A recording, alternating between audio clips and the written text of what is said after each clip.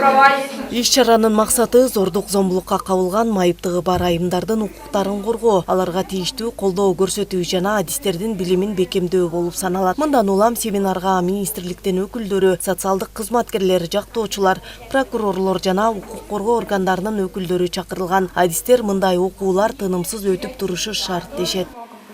Международные стандарты говорят независимо, ментально и так далее, они должны иметь эти права.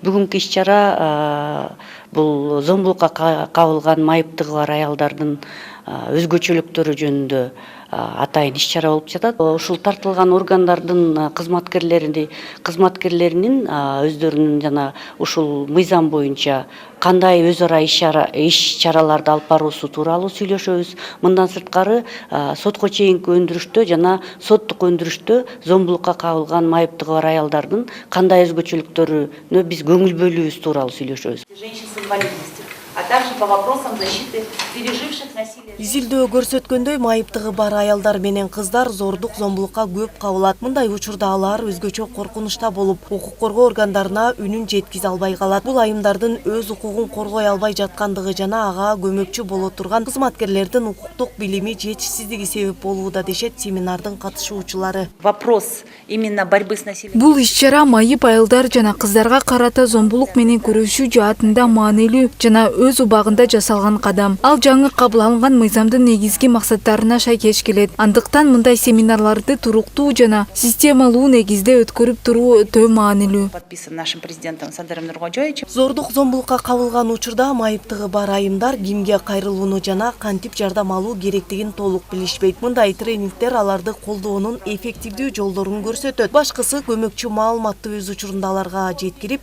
юридикалык кеңештерди берип туруу зарыл болот. Мен ойлойм, бул тренинг абдан пайдалуу. Биз ушул тренингде көргөн, окуган, таап алган билимдерибизди ошо инвалид кыздарга, балдарга, аялдарга кандайча колдонуунун тартибин үйрөнөбүз.